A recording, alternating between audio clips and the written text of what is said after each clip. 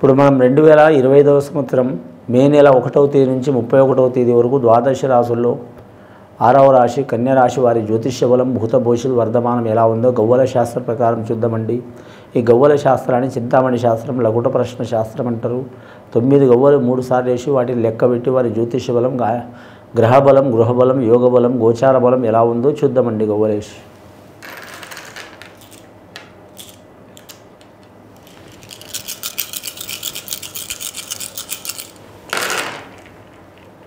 ముఖ్యంగా ఈ రాశి వారి జాతకంలో పడ్డాయండి. 6 గవ్వలు పడ్డాయి.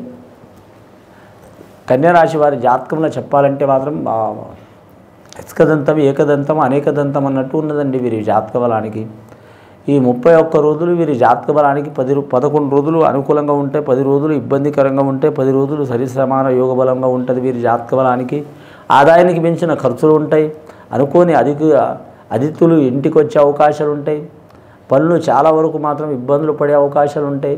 అలాగే వీరి జ్యోతిష బలంలో ఏ పని అయినా సరే మాత్రం ఇబ్బందికరమైన యోగం ఉంటుంది.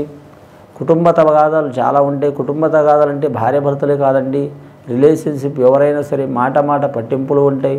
పట్టుదల అధికం ఉంటుంది వీరికి. పట్టుదల వలన అధికమైన పట్టుదల మూర్ఖత్వం అంటారండి దానికి. ఆ మూర్ఖత్వం గుణం మూలంగా ఇబ్బందులు పడే అవకాశం ఉంది. ఈ కన్యా రాశి వారు సామాన్యంగా మూర్ఖులు కారు, కానీ మాత్రం టైం దరిద్రం నెత్తి మీద వచ్చి కూర్చుంటే ఎసుంటి వారైనా సరే మాత్రం శివుడంతటి వారు కూడా మాత్రం ఇబ్బంది పడ్డాడండి. ఏ రాశి వారైనా సరే అంతే. కానీ మాత్రం మీరు జ్యోతిష్యానికి చూడాలంటే మాత్రం అలాగని మీరు మాత్రం ఇంటికాడ కూర్చొని తిని సోమరిపోతులాగా ఉండేవారు కాదు. ఎప్పుడు మీరు మైండ్ మాత్రం చాలా వరకు ఏదో ఒక పని చేయాలి, అనుకున్నది సాధించాలి, సాధించే వరకు వదిలిపెట్టని గుణం వీరిది. కానీ ఎంత చేసినా కూడా మాత్రం ఇబ్బందికరమైన పరిస్థితి ఉంటుంది. మే నెల చాలా వరకు అనుకూలంగా లేదండి. ఒక్క విషయంలో మాత్రం చాలా మంచిగా ఉన్నదండి ఈ రాశి వారికి. కళాకారులు, క్రీడాకారులకు మాత్రం తిరుగు ఉండదు జాతక బలంలా. కళాకారులకు మాత్రం డైరెక్టర్లు, నిర్మాతలు, నటులు, సంగీత కళాకారులు, అలాగే గీత రచయిత రాశివారు, సాంకేతిక నిపుణులు, వాళ్ళకి చాలా వరకు మంచి ఫలితాలు ఉంటాయి. ఇక క్రీడాకారులు అంటే వందలాది రకాల క్రీడలు ఉంటాయండి. మన దేశంలో కావచ్చు, ప్రపంచంలో కావచ్చు. క్రీడాకారులకు కూడా అనుకూలమైన కాలం ఉంది.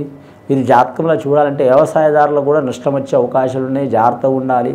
అలాగే గవర్నమెంట్ నుంచి లోన్ కానీ, ధనం కానీ, రుణం కానీ పొందాలనుకునే వారు కూడా మాత్రం స్థలం కానీ, భూమి కానీ అనుకూలంగా ఉంటుంది, కానీ అతి కష్టం మీద లభించే అవకాశం ఉంటుంది. నిరుద్యోగులకు మాత్రం శుభార్తలు వినే అవకాశం చాలా తక్కువ ఉన్నదండి. స్త్రీలకు అనుకూలంగా ఉంటుంది, పురుషులకు మాత్రం అనుకూలంగా ఉండదు.